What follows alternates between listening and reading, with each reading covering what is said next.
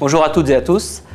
Tout d'abord, toute l'équipe de Cavissima se joint à moi pour vous souhaiter la bienvenue sur le site et surtout une excellente année 2010. Certains d'entre vous m'ont peut-être déjà aperçu sur le site, je suis John Evrard, le sommelier de Cavissima. J'ai réalisé ce catalogue pour vous et nous allons en parler ensemble. Je suis ravi de vous accueillir aujourd'hui pour vous présenter un des vins de la gamme. Il fait partie de la gamme Révélation. Ce sont les vins que nous sommes allés chercher dans le vignoble. Il s'agit d'un vin blanc du Mâconnais, un Mâcon Milly-Lamartine du domaine des héritiers du comte Lafon sur le millésime 2008 et la parcelle s'appelle le Clos du Four. Un mot sur le Mâconnais, il s'agit d'une région qui se situe dans le sud de la Bourgogne, en Saône-et-Loire. Elle produit essentiellement des vins blancs à base de cépages chardonnay. Une région souvent oubliée, méconnue, et tout simplement parce que la Côte d'Or lui faisait peut-être un petit peu d'ombre.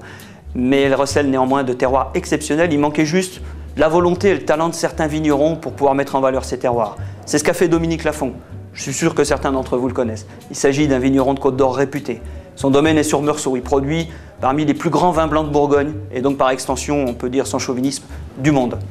Je vais vous parler du concept du best after et best before, simplement pour vous dire que c'est la période à partir de laquelle et jusqu'à laquelle vous allez pouvoir consommer ce vin. Pour celui-ci, nous l'avons estimé à partir de 2011 et jusqu'en 2015. Si vous voulez en profiter de façon optimum, servez-le aux alentours de 12 degrés de façon à profiter du caractère aromatique du vin et de tout son potentiel. Et préparez des noix de Saint-Jacques tout juste saisies, dorées à l'huile d'olive et accompagnez-les d'un beurre mousseux dans lequel vous aurez pris soin d'ajouter quelques écorces d'orange, quelques écorces de citron, un beurre d'agrumes en fait. Ce caractère aromatique et cette légère acidité va révéler le potentiel aromatique du vin et va créer un mariage tout simplement subliminal, une sorte de symbiose des saveurs en quelque sorte. La robe affiche une jolie robe or pâle accompagnée de quelques reflets verts, d'intensité soutenue, brillance intense. Le nez est engageant, expressif, ouvert. On y trouve des signes de maturité caractérisés par des notes de fruits bien mûrs, des notes de pêche, de fruits jaunes,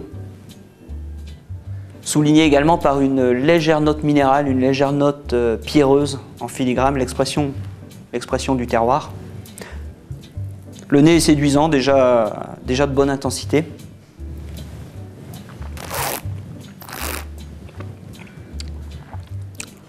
La bouche présente un caractère très mûr, généreux, assez puissant, sans aucune lourdeur.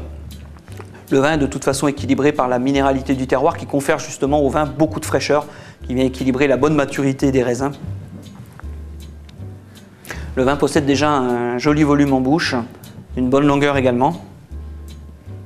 C'est un vin qui demande encore un petit peu de maturité pour pouvoir exprimer tout son potentiel, mais qui est déjà très harmonieux et très plaisant.